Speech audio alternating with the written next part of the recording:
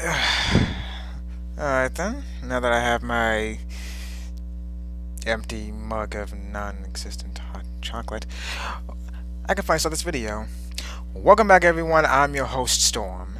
And now this is going to be an extra bonus video, reflection of sorts, for that fun Let's Play I did before, despite all the technical hiccups that happened before. So, here's the game in question. Well, it's the collection. As I pointed out many times, it's Kingdom Hearts Final Mix HD. That's what it is. Uh, it's the HD port of Kingdom Hearts Final Mix that came out back in, believe it or not, way back in 2002. The same exact year that the original game came out in both Japan and everywhere else. Um, let's give this a shot. You can still see it.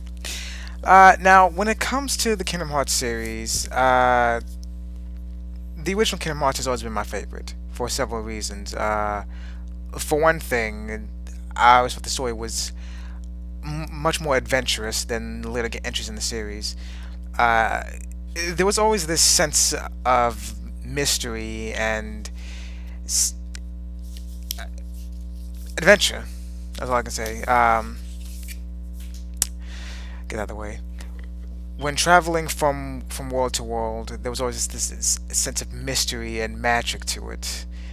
You go from this weird dream state that Sora has in the beginning of the game to this colorful island that gets destroyed. You're sent off to this entire world that's composed of just a very large town, and then you keep going, going, going, finding these different and very varied worlds. Uh, in that sense, I feel the game paced itself a lot better than some of the other games in the series. In the first game, traveling from world to world was part of the story. You're looking for Riku and Kairi and King Ricky, and in later games, it just didn't. It seemed more so that traveling from world to world was just a gameplay mechanic brought back just for the sake of having it, just for the sake of having a believable reason for traveling from world to world. But in the first Kingdom Hearts, that was not the case. I mean, granted, it is the first game, so obviously it's not going to seem that way. But when you compare it to the other games in the series, it kind of seems that way. It kind of seems like they just have you traveling from world to world just because. Just because. Why not? We did in the first game. Let's bring it back. Uh, Another reason that the first game I think is superior to other entries in the series lies heavily in the story itself. When you're traveling from world to world, going to each world actually was important. Finding more clues, trying to unravel this mystery about what exactly happened, why the halls are going around, why the different Disney villains are fighting against you and using the Heartless. And while each Disney villain's part in the story may not have carried on to the grand scheme of the entire franchise, they were there for a reason, and they weren't really there as just filler. They were a team of villains with an agenda who were being manipulated by Ansem in the end.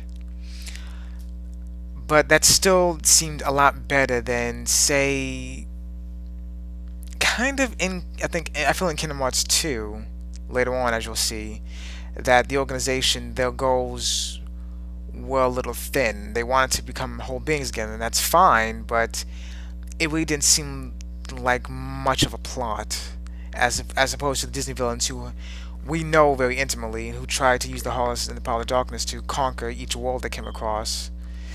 And Maleficent, who wanted to conquer all the worlds, who again was controlled by Ansem the entire time.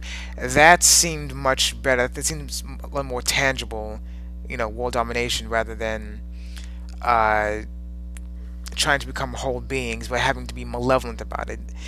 Even if they wanted to become whole beings, the organization didn't have to be secretive and manipulative about it, but they were. But that's an entirely different story. When I get to Kingdom Hearts 2, I'll go through that a little more deeply. Um, Not much to say really. Kingdom Hearts 1 is again my favorite game in the series. Uh, I do think story-wise it is the best in the series, with Blood by Sleep being a very close second. Gameplay-wise, obviously Kingdom Hearts 2 and Breath by Sleep are obviously they crushed the first game. No one's arguing that. Gameplay-wise, those two crush the first game completely. There's no argument there. But when it comes to the actual story, I feel that the first game is much better than later entries in the series. I am super happy that Square decided to port this to a PS3. HD graphics and trophy support are big pluses in my book. I'm a trophy fanatic, and so it's fun to actually get them. I won't be platinuming the game anytime soon, but trying as hard as I can. It's difficult to do. I'll work my way to it. Reaching the Memories is next. Make sure you keep an eye out for that. But until then, well, keep an eye on my channel. I won't be going to Reaching the Memories just yet, but it is going to be there. So just pay attention. Hopefully, I can speak with my brother and Nixon more in the Kingdom Hearts series. Hopefully before the launch of Kingdom Hearts 3. So until then, I'll see you guys later. And again, keep an eye on my channel. If you want to see more content, you know what to do. I'll see you guys later.